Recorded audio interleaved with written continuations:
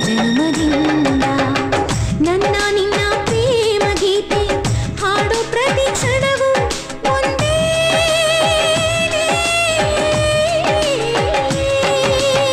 ಓಹೋ ಐಸಾ ಕ್ಯಾ